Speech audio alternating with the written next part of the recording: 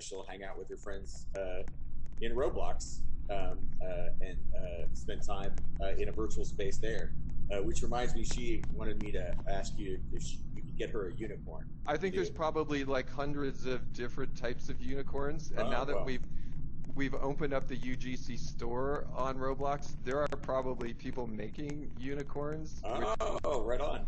so absolutely, like, All right. high five to that. A lot of people now are talking about the metaverse, and we've also seen people starting to chat not just about how we work or how we learn, but how we consume entertainment, how we work together. Ultimately, I think the vision of Ready Player One and Ready Player Two, and thinking about this vision of the metaverse, is all these things we do in real life, we can start to imagine, doing in the metaverse. Have you seen any other pandemic-related things going on related to that, or any other metaverse-related advancements since you wrote Ready Player One? Yeah, a bunch. So much of what I was just imagining in Ready Player One has since come about. Like the Oculus Quest, I got a Oculus Quest, my Oculus Quest here that I use to hang out in big screen with my friends. There's a VR app called Big Screen where you can hang out in a virtual cinema and with up to like 12 of your friends and all watch a movie together. And afterwards, when you hung out in a virtual space, you really feel like you spent time together. It's really amazing. Yeah, so we did, like the One World Together concert inside of Roblox, and there was this really interesting thing of walking around with friends, then looking up at the screen. I found myself going from the in 3D screen to full screen mode back and forth, and I really like looking over to my friend next to me and like watching it together. I had a 1969 Pontiac Firebird, 400 cubic No. inch V8, 4-speed. I know DeLorean is like super favorite for you. Do you use the DeLorean? Like, how often do you drive it? I like to take this car out every night between usually like 8 and 10 o'clock and listen to 80s music and just like recharge my creative batteries. And whenever I take it out, it always makes people happy. When they're seeing the car, usually somebody's seeing the DeLorean for the first time and they've never seen a time machine in person. So it's like a traveling happiness mobile. One thing I'm curious about, those DeLoreans, are they stock, or have you had to like modify the engine or anything to keep them going? Yeah, they're all like 35 years old. They made all the DeLoreans between 81 and 82,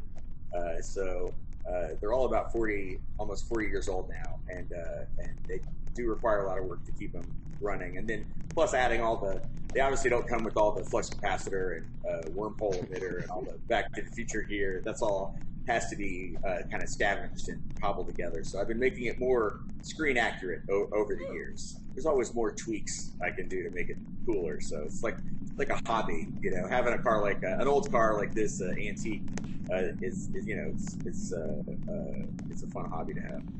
And I think, in a sense, I think those are stainless, aren't they? Like, Oh isn't yeah, that, they never rust. Yeah, isn't that they like the never. Cybertruck 40 years earlier? I know. Yeah, yeah. It's the Cybertruck definitely looks like it took some inspiration from the DeLorean.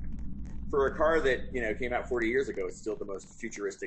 futuristic looking car there is. It looks like a spaceship. Hey, so I know with Ready Player One and now with the release of Ready Player Two, your life's probably gone through a lot of change. Mine has too.